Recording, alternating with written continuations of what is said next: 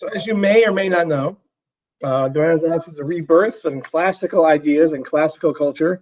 I doubt very seriously that they saw it as classical culture back then, because they're only in the 1200s and Rome wasn't that long ago. And if you're a Byzantine, it's still a thing. It's supposedly the beginning of modern times. And just like the Middle Ages, nobody woke up saying, oh, gosh, it's a great day in the Renaissance. Okay. All these names are after the fact. Somebody coined it this. People wanted the good old days. Everybody wants the good old days. If you think about it, when you start moving through history, every time there's progress, and especially when you start looking at American history, and this is I'm gonna help prime your pump. Every time we take a step forward, there's a knee-jerk back. We settle in the colonies and we're talking about independence, and then we become independent, and then there's this big reawakening into religion, and we slow down. So every time we go forward, there's a jerk back, because what's out there is unknown, and the unknown is scary, and new for some people just freaks them out. People talk about, why can't we go back to the way life was in the 50s? I'm like, no, I don't want that. But people do, because it's known, and known entities are coming. Not only that, they wanted to go back to the glory days of Greece and Rome because they were balling. They were successful. They were empires. They were wealthy. There was art. I mean, there was stuff. Since Rome fell, these people have been sitting in their own poo in little feudal villages, trying to work hand to mouth and just praying to their God that when they die, things will be better. The Middle Ages was all about keeping your head down and recognizing that life after your life was going to be better. So this desire to do things, and remember, always raise hands if you have questions. So this desire to go back to those things fostered progress. The Renaissance begins in Italy, and again, that makes sense for a couple of reasons. One, Rome is there and the church is there. Two, it's coastal. Okay, which means it's a trade network. It's a trade hub. It means it's open to things from other places. It was also a rest stop during the Crusades. So when the Crusades ended, some people went here and just stayed. Some people went home. But all the stuff that they brought back passed through Italy. And tied to the Crusades, prior to the Fourth Crusade, Constantinople and the Byzantine Empire was the hub of trade. It was your conduit between the East and the West. During the Fourth Crusade, they actually attacked Constantinople to weaken it, and it was a plan. It was an idea fostered by people in Italy so that Italy could then become the trading center, and lo and behold, that's what happens. So it makes sense that the Renaissance begins in Italy because, well, for those reasons mentioned. And if you have a thought as to other reasons as to why, then those are good to have when you have to write stuff. All right. And please note that is Italy today, but it was not a country until 1848-ish. Italy's not a country, until after Napoleon, until after Les Mis. 1848 is a pretty big year in the history of Europe. So Italy is not a country. They're different kingdoms and duchies, okay, and republics. So, okay, great. Next. Several factors. Oh, again, like I said, see, look at that. I've already covered this. So we can move on. I'm smart, big brain. All right. The Crusades. Florence is coastal. It benefits from trade and fashion. It benefits from wool. It's a manufacturing hub in the 1300s. So all of these things lead and aid the Renaissance in starting in Italy. During this period, Florence was an independent state. They had a republican form of government, which is what?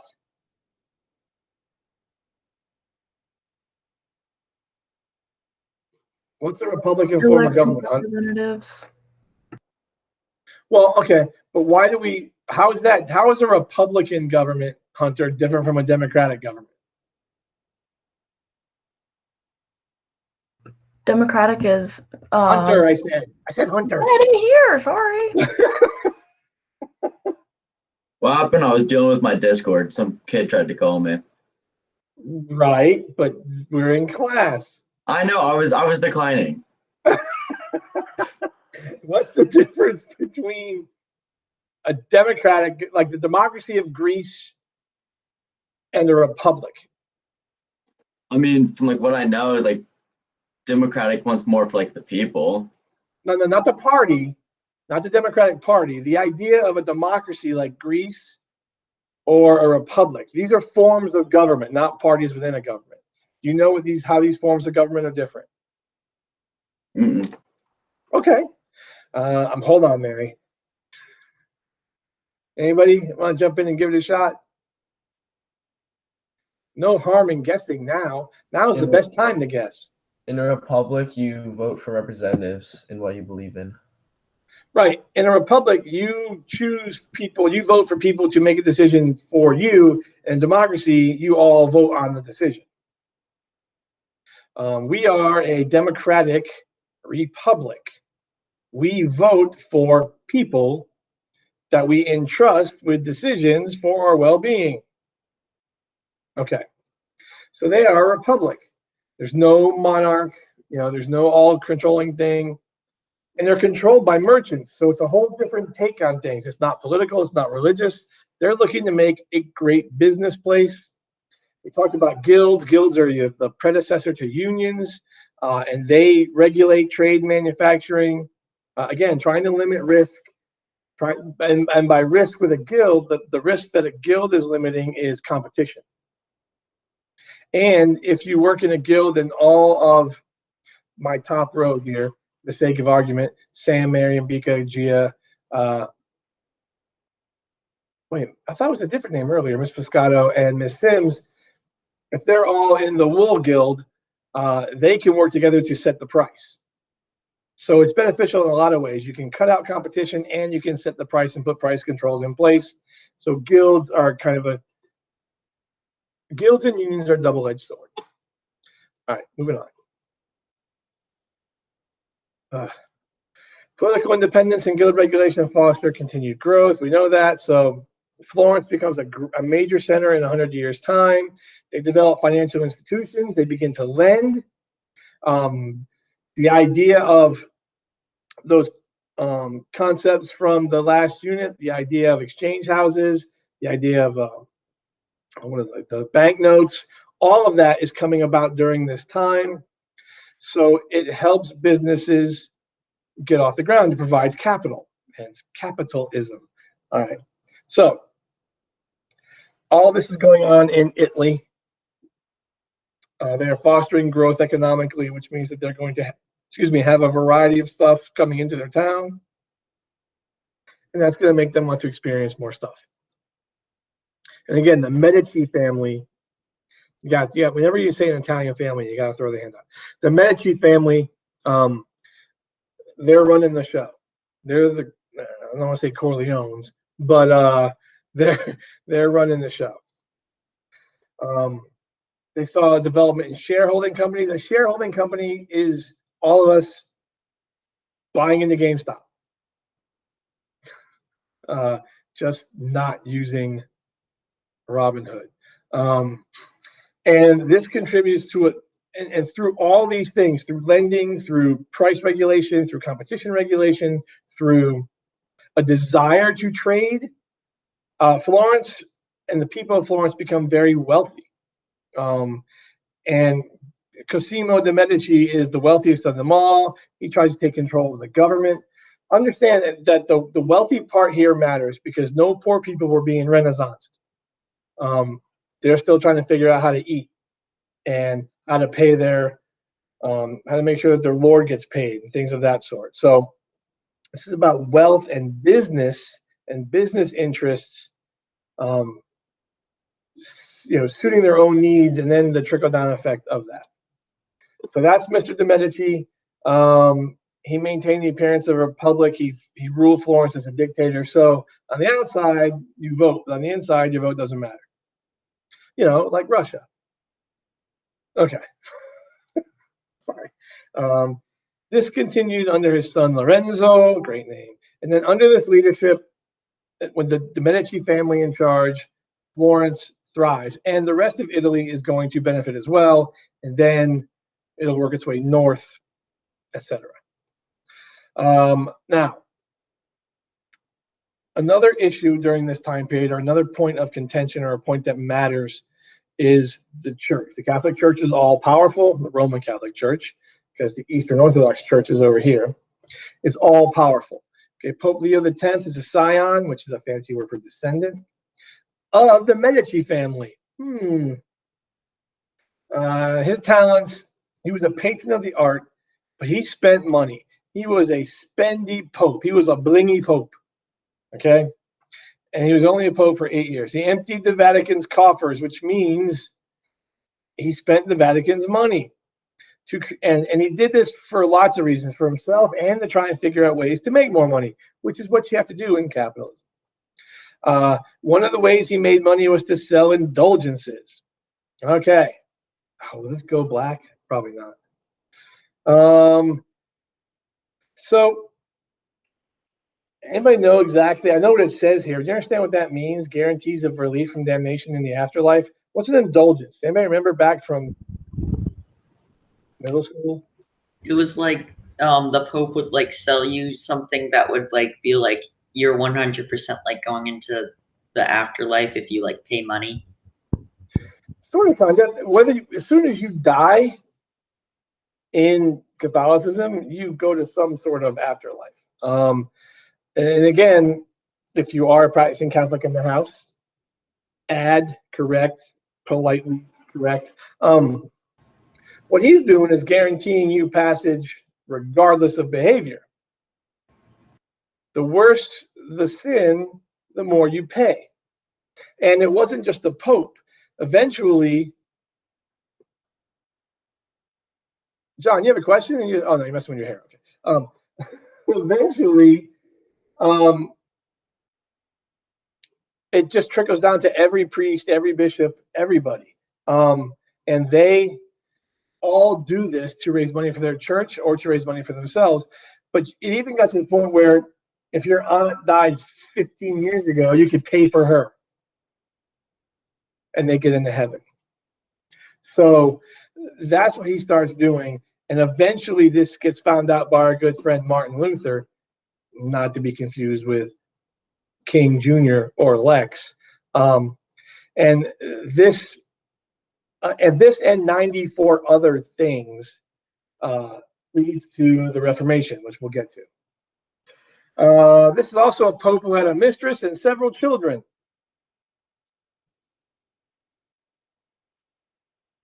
Why is that odd? Because popes are supposed to be celibate. All Catholic priests are supposed to be single and celibate. But again, do as I say, not as I do. And this is one of the things that's going to when we get to the later part of the Renaissance, when we get to the Enlightenment, when we get to where people start to question, well, all right, a little sidebar here. If a person lives like this, but does his job, now I know it's different because he's a pope. There's a whole different set of circumstances. So maybe the pope isn't the best example. But if a guy is just an absolute jerk, and does his job well, is that okay? And just marinate on that. I'll post that later. All right. Or is it better to be great or better to be good? All right, moving on. So this is Mr. de Medici. No, I don't. I'm a binary person with my questions. Yes or no. Defend. I don't want, well, maybe, or it could be. No. Yes or no. Defend. That's all. Okay. They became wealthy. They used their money to sponsor artists and thinkers. They became patrons of the arts, like me. Like I buy an ad for the newspaper every year. I give money to theater every year. If they sold swag, I'd probably buy swag. Anyway, but two things matter here if you're going to be Renaissance. One, time. Two, money. You have to have time to enjoy the art, and you have to have money to buy it. So the Renaissance, if you all are Italy, one of you is Renaissanced. The rest of you aren't. Because remember, during this time period, 75% of Europe is a peasant at minimum. So you're not appreciating much other than this turn up or the fact that your house did not catch on fire because your roof lit up. Correct. Well, no, 75% of you would be peasants, Sam. You got to have some nobles in there. So, all right. Now, artistic and scientific achievements of the Renaissance. Here we go. This is the art part. This is the science part. This may seem like it doesn't fit with the unit, but upon introspection and reflection, I think it does. I think it matters because we need to understand how we get from time to time, how these things happen. All right.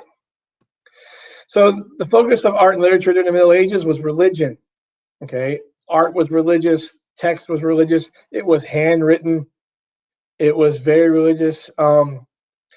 What not troubles me, but one thing I disagree with most history teachers with respect to this is this is better. It says the Renaissance moved away from religion eventually. The Renaissance is a religious movement. The Enlightenment is a religious movement. We go from keeping my head down, I just need to do what I'm told and pray and ask for forgiveness and I'll get to heaven. In the Renaissance, and sort of the analogy I use is we lift our head up and we actually take a look around us and say, oh, wait a minute, there's like grass and trees and I'm a human being. And I know life is hard, but there should be some joy in my life. So there's a little bit of a little slow incremental shift into I'm miserable kind of feeling, okay? It's slow, it's glacial, but it's there. It's old glacial. Okay. Go ahead, moving on. Just go forward. Oh, yes, the Middle Ages. Okay, great. Okay.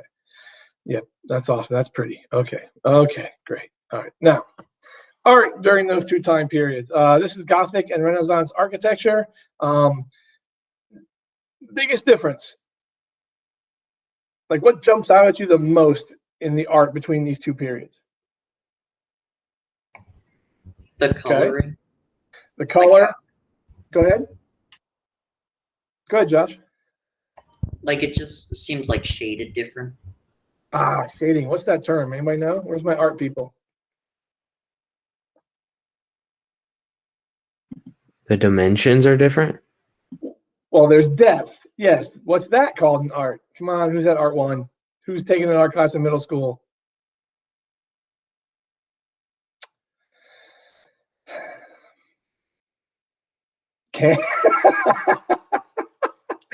Can gets thrown under the bus. Very nice. It's perception. It's depth of field. It's perception. All right, anyway. Yeah. And if you take art one, nothing wrong with that. It's value, right? No, it's perception. Oh. All right. And then it's like chiaroscuro. I can't remember this. It's the word for shading is like it starts with a C. I can't remember that. But yes, it is three-dimensional. There's depth. There is the colors are different. It looks much more lifelike.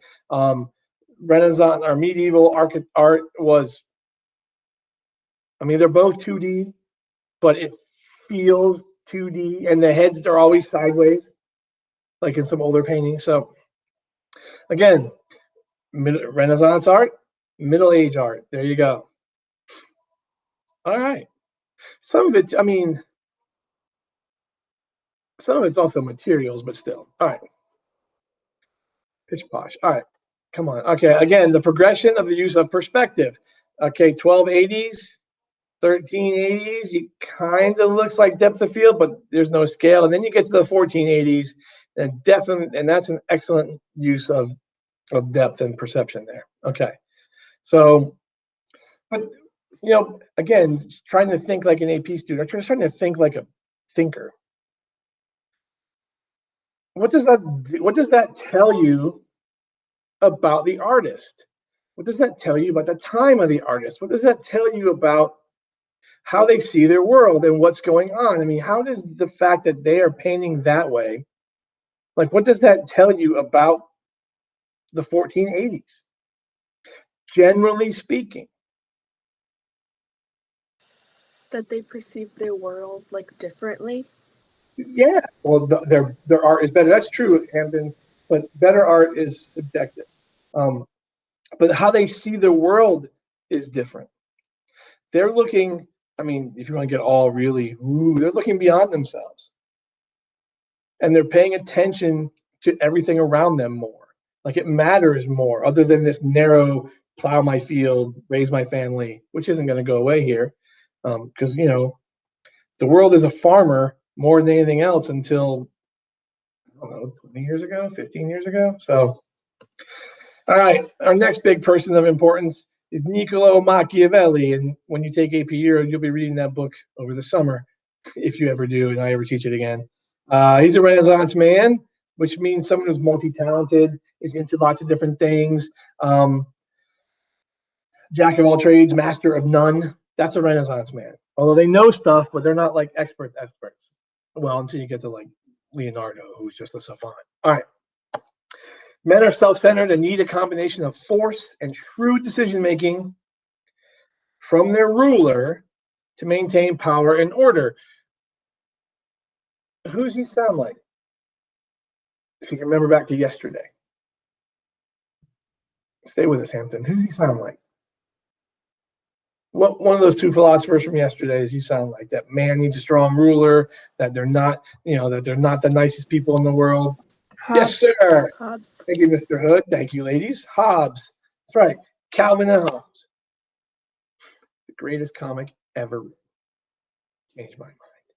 Rulers should be ready to use force and deceit to gain control and hold power.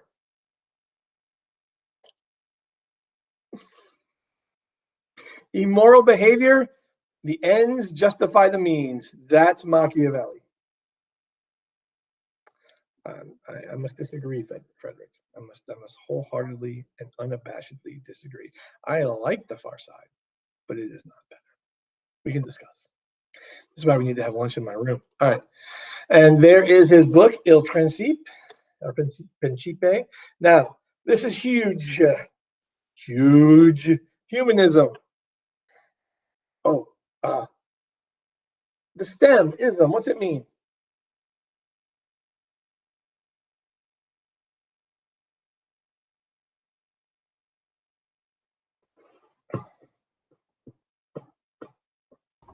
Is it of? Nope.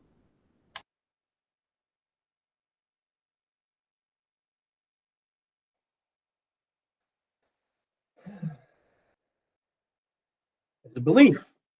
An ism is a belief. And it's a belief that humankind matters. That we as humans matter. That there is value to us beyond the vessel of a soul, beyond crops for the king, or that we have value, and that we should find joy and enjoyment in life, and that we, and again, as a creation of God, should be able to experience all God creates. Now, again, small part of the population, but this idea is, and not only that, but the point this slide makes at the bottom, and the reason that the church was able to gain control so quickly after the fall of Rome, by and large, is because they offered an answer to a time when there were no answers. Look, your sole purpose is to make this God happy and get to heaven. Get to heaven, it's all going to be great. Stick with me, I'll get you there. And what begins to happen when we lift our head up is we see there's stuff around us, like, wait a minute, I'm still here, like I'm alive. And there's got to be more to this than me dying, flying a field and dying. And that's what begins here. And that's what humanism does. It begins the process of man acknowledging during this time period to whom the creator, by whom they're created, but also recognizing that I'm flesh and bone and I'm here, and it should mean more than this. All right. It's an intellectual movement. Yes, it is. It focused on the secular, the here and now. Secular means worldly. Doesn't mean a-religious, so to speak. It means worldly. Okay? It means, how does this taste? How does this smell? What does that look like? Humanism gets us to existentialism, which basically tells you that everything you read in the book is not true. It's not false, but it's not truth. The only truth is what you feel, see, and experience. That's existentialism. That the more we read, the dumber we become. No, the more we read, the less we know, because we remove ourselves from our world. That's existentialism. That's like Walden and Thoreau and the 19th century American writers. All right. Anyway, but this is where it begins. All right. Who drew that? Leonardo da Vinci. Yes, he did. All right. Two of the most important humanists are Petrarch and Dante. Petrarch believed that God had given people intelligence and talents, and they should be used. Dante incorporated humanist ideas into his literature. He's also credited for the creation of Italian, the language, because he wrote in the language of the local people. What's that word? You speak the native language or the local language, not the highfalutin Latin. What's that called? Starts with a V. Dialect is accents and Vernacular, pronunciation. right? Vernacular, yes, that's the language. Yep. So he's considered to be the father of Italian because he wrote in the common language. So Italian, this language he writes with which he writes. I'm trying not to speak in passive voice, which is why I do this. Is native or local to Florence. So I guess ostensibly, Italian is Florentine. Okay. So these two people believe that humans have value. Like, I love the part that, Petrarch argues that no conflict existed between the secular achievements and their relationship with God, and his rationale. See, again, okay, if this is an SAQ, here's his answer, and then there's his proof.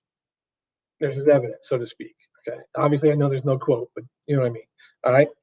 And Dante's most famous work is the Divine Comedy. Okay. Those are two very, very important. Petrarch is considered to be the father of humanism. But the idea that we should ascribe to more than what we have. And what are these nations going to do? They're going to see themselves as needing to be more than what they are. So it's all in there. All right. Leonardo. Again, without perspective, a dinner table. Slightly better. Again, it just looks like they're right in front of a building. With perspective, you get Brunelleschi. That's perspective. And that's what you'll do in Art 1 at Sanderson. You'll sit in the hall and you'll draw the hall. And then I stand in the middle of the hall and mess with you. Okay. This is Brunelleschi's dome. And I believe in other PowerPoints it says that this is the largest dome built during this time period. Not as large as Hagia Sophia, though. And it takes that long for this to be built in the Il Duomo. Okay. Renaissance artists sought to imitate nature in its works. They wanted people to see reality. Again, you have senses, use them.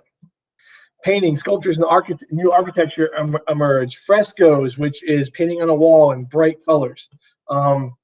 Sculpture becomes very realistic and freestanding. a master of which is Donatello. Architecture reflected a human-centered world. It made churches for comfort, not design. In the Middle Ages, it's Gothic churches, there's very little light, and it's tall and reaching to the heavens. This is different. The effect is on being, enjoying life. Donatello is the first to cast a freestanding nude statue since the ancient times, and it was scandalous. It's like The Help. Scandalous. All right. Okay. Marble nudity approaching. All right. There it is. His freestanding naked statue was scandalous because remember, we're coming from and still in a very religious world, in a very modest world. All right. These are some other sculptures of his. Again, I think this is the most impressive form of art. The fact that you can see this in a stone and chisel it out, and I know they have different tools, but I find sculpture, I find it amazing. Not that any of it's easy. A good friend, Da Vinci, he was from Florence. He worked in Milan and Rome. He is a Renaissance man. He studied astronomy, mathematics, anatomy. His expertise was in painting, sculpting, engineering, and physics. This is, in a dictionary, this is your definition. Renaissance man. Some of his drawings were parachutes, flying machines. His paintings were very realistic. He dissected bodies to see how they worked. Again, and think about from whence we've moved. The Crusaders come back, and in the Islamic caliphates, there are medical journals, and there are medical universities, and there are doctors and medical texts, and that comes back. So it's just this information that keeps moving and keeps moving. And again, the Mona Lisa and the Last Supper are his most famous works, and somebody in this PowerPoint did a no-no. There's Da Vinci's self-portrait. Again, this is amazing. And notice all the writing is backward by design. So you have to look in a mirror, but the detail and the exactness is amazing. Here's the womb and the body. If you go and look at the idea of this in the Middle Ages, well, first of all, women have always been, I think, misunderstood. Is probably honestly the best way to define them. They have the stigma of Eve, which has hung with you forever, but then it goes from Eve to Mary, and because this is where we are historically, but they don't understand women, women's physical cycle. They didn't understand it. They thought that meant they were possessed, and which is why they were witches, which is why they were burned, which is why they couldn't go out in public. If you pay attention to all those readings from those other religions, women were covered because they tempted men. It was their fault, not men were pigs. So, but there are images in medieval and Middle Age medical books of women with 15 kids in them, little tiny, they had no idea how the body worked. So this is a huge step. There's no, we're still doing leeches. Barbers are still doctors. So, right, science, there's a flying machine, other flying machines, the Mona Lisa. By the way, it's this big. Something to that effect. I don't understand the big deal about it. But that's cool. And then here's the no-no. Uh-oh. Someone snapped a picture of the Mona Lisa. So there you go. And that's pretty cool. All right. So hook that first off. Why weren't you guys going to tell me this? All right. I see how it is. It's all on your test. Okay. Here's the Last Supper. Again, I don't think they all sat on one side. But if you want to see their faces, you kind of need to know. But then again, like I always like to say, well, who's on the other side? Who's on the other side? Or why is no one on this side? Why is everybody on that side? Maybe it's too thin of a table. You can't put two plates. You mean narrow? That's Yeah, thin. too narrow. Okay, true. But again, thinking a little more, let me ask you this question. And if you don't know, okay, who's invited to that table? The disciples. Who's invited to that table?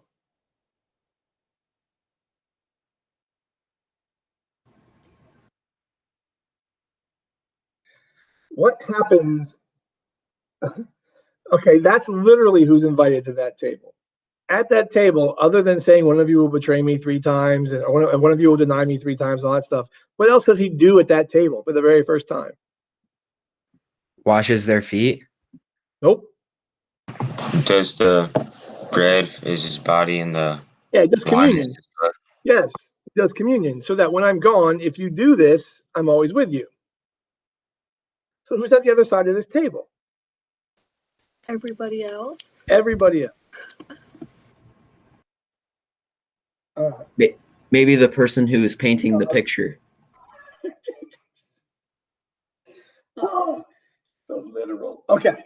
Sorry. I've just always felt that way. I've always felt that. I know why Michelangelo did it for faces and for effect, but I think he was motivated to do it by something else telling him to prove a point that everybody's welcome to that table. All right. Michelangelo, sculptor for the ages. There's Moses. I always thought that was Poseidon when I was growing up. Painter, architect, sculptor, hired by Pope Julius II to work in the Vatican. He painted the Sistine Chapel. Well done. He designed the Dome of St. Peter's. Here's some art. La Pieta is his most famous work. It's he was 25 when he did this. It's the only work he ever signed. And then Mary's face was like that on purpose because she was a virgin when she had Jesus to show the youth. I mean, it's a beautiful piece. I'd love to see it. His David. Now, here's something about this that I did not know, and you'll notice it in one of these slides. David's very real, very realistic. But what I didn't know is, I mean, look at the realism in the eye. Look at the hands. I didn't know it was that large.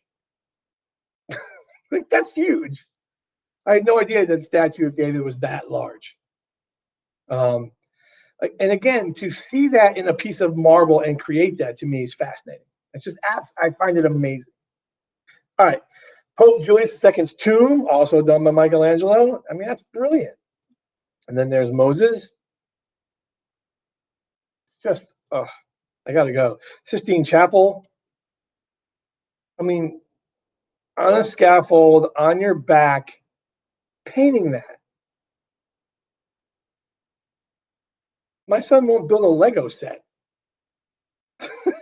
This guy, I mean, look at this. All right. Yeah, I find it's amazing. 20 years. I mean, and when you consider life expectancy back then was 30, probably a little higher if you're wealthy, obviously, but I mean, that's amazing. But the other thing too is like to be able to see that, like to go down and then go back up and be able to see it to make it fascinating. Sistine Chapel. Oh, look, God's in a brain. There's your brain. There's your brain stem. That's gonna that me and other people say that, but that's going to help lead into the Enlightenment and the scientific revolution. The idea that if we are again being a religious movement, if we are a creation of God, then why would God make a substandard thing? So if we use all the gifts given to us by our God, then we should be able to solve all our problems. That's how we get to the Enlightenment. All right. And there it is again. It's just beautiful. Look at that. It's just, I got to go. I got to go just to eat and see the art and just see. I mean, I've told people in my other classes before that when my wife and I honeymooned in Ireland, and in Botticelli, when you honeymooned in Ireland, my wife walked around. It's like, it's so old and dirty because there's still soot on some of the buildings. And I had to look at her and say, well, this city is 1,000 years old. It's like 4.5 Americas years old. It can be a little dirty. I mean, these places are so old. Like we tear everything down when it turns 50. Botticelli was an artist. I'm sorry, he was hired by. Let me go back to that.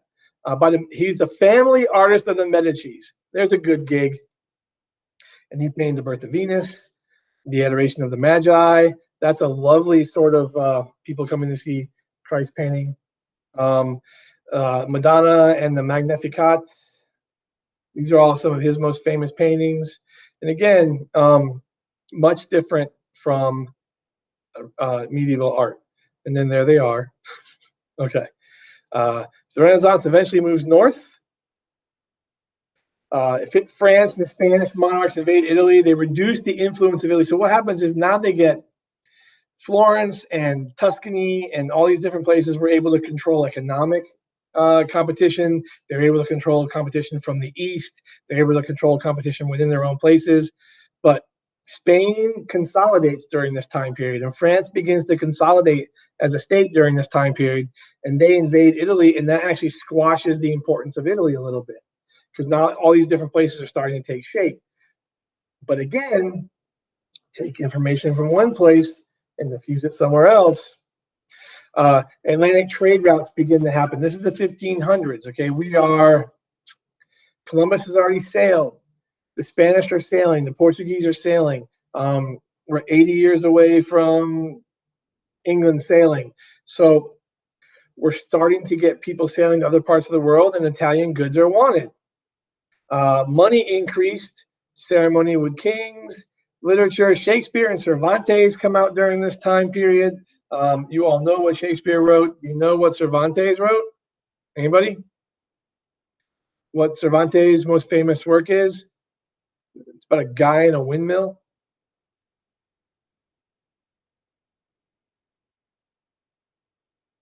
No, Don Quixote. He wrote Don Quixote. The writers of the North, again, the North, very Catholic, about to become less Catholic, much more secular and religious themes in their work coming together. I guess if you really took the time, we could tear through Shakespeare and find it. We're not going to. Alas, Macbeth. Alas, York, I knew him well. Again, some of Shakespeare's works, I think we can all name 10 Shakespearean works. No? Right now, 10?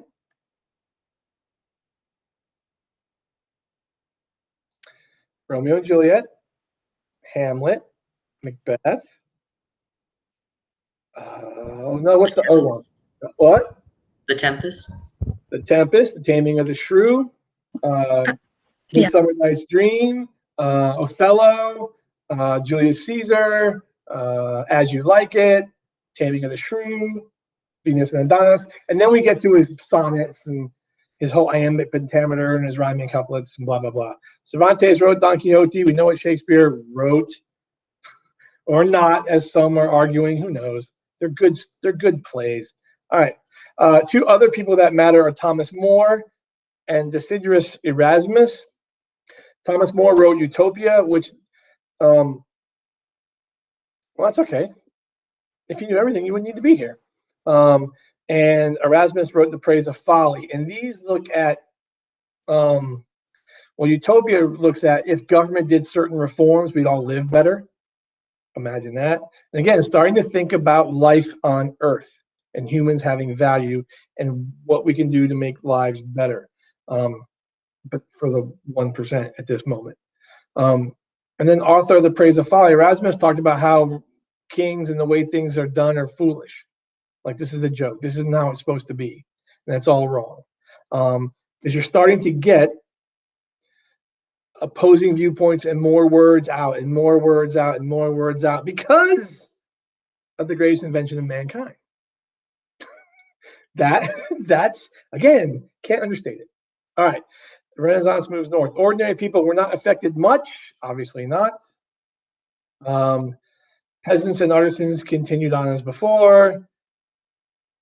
Women's roles were belittled compared to men's public bravado. Again, it's only felt by the wealthy, but we're talking about nations and states and not individuals yet anyway.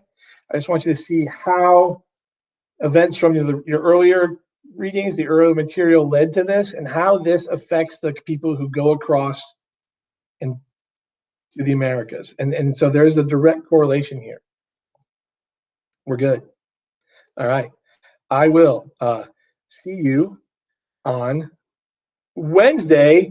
I will see 12 of you in my room. I am so excited. If I can get away with giving out a treat, I will. Oh my gosh, I can't stand it. Cohort C is next week, and you get a full week. I see you shrugged. Okay. That is the Renaissance. I'm going to stop recording, and I'll post that in case you guys missed anything or were just listening and want to write stuff down later, which is kind of why I think I want to do that, is just kind of